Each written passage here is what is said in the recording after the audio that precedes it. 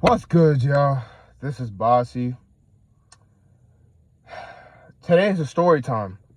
Yeah, I got a little story time of how I blew over $5,000. Yeah, about $5,000. Um, if you guys didn't know, I started a whole phone flipping business about I would say about 2022, but I wouldn't say I got good at it until 2024. Um, Basically things picked up for your boy around there. I actually had a setback the first time before that one, but that's a whole nother story time. That's like something completely different. I had a setback before this setback that I'm about to mention here. But basically I was running Facebook ads, paid Facebook ads for my business. And I ran into a dude. I'm not gonna say his name. I'm just gonna call him Greg, right? His name was Greg. I'm gonna call him that. He was a cool Spanish dude. Drove a sick ass BMW X6. I don't even remember which model it was, but it was fucking fire. He drove a fire ass car. Clearly the dude had money, and he was a pretty good dude. But we was at first when I met him, he was selling me broken iPhone 13 Pro Maxes. And by broken, I mean the phones clearly worked.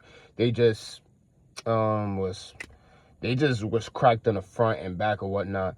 You could sell them shits for at the time, 300. I was buying them a piece off him for between 150 to 200, around that ballpark. I was buying the phones off of him. But long story short, I was doing that with him for at least a good 2 weeks to a month. And I racked up about 5K. Yeah, I racked up about 5K around that point. And I remember one deal we made.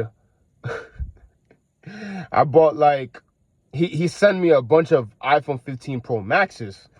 Now, the issue here was that the phones were turned off.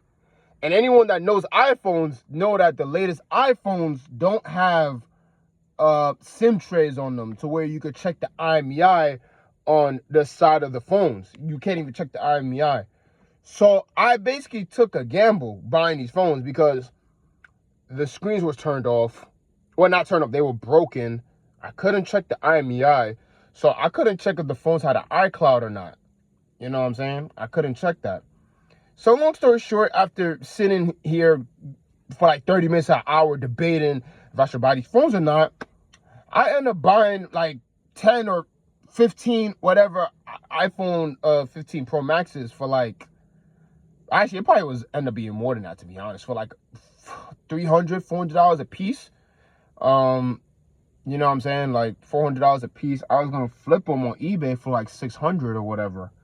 But the part where I messed up at was that during this time, the 15 Pro Maxes were the latest iPhones, and eBay issued these stupid policies.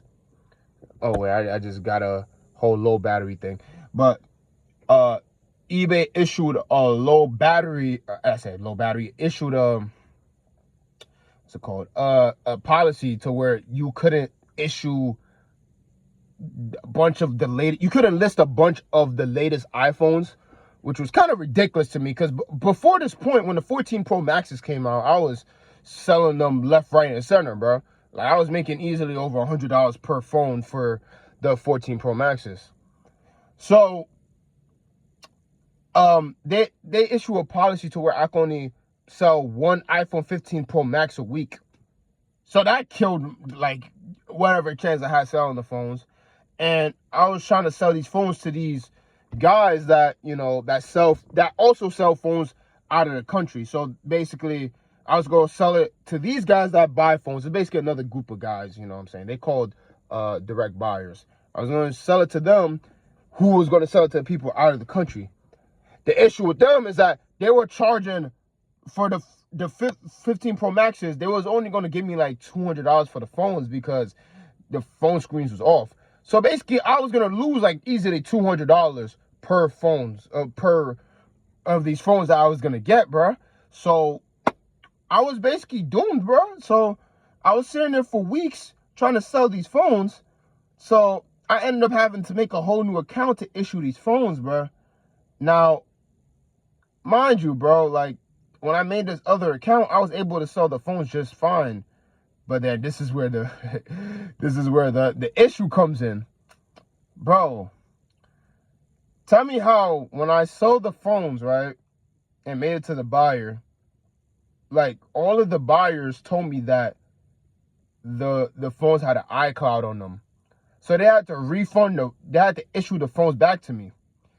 But the issue was when they tried to issue the phones back to me, for some reason, the like they shipped the phones back to me, but they didn't reach my address just for something as simple as me not putting the right apartment number. I think I ended up putting like the wrong apartment, or I think I ended up not even putting the apartment at all, or something like that, to return the phones back. Like, it was really stupid.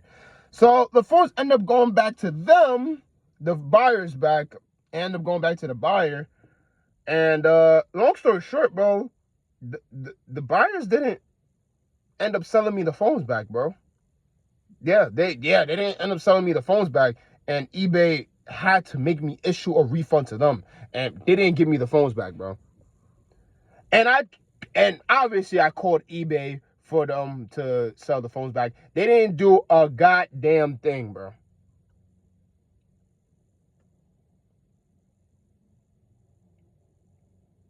And that's how I lost $5K.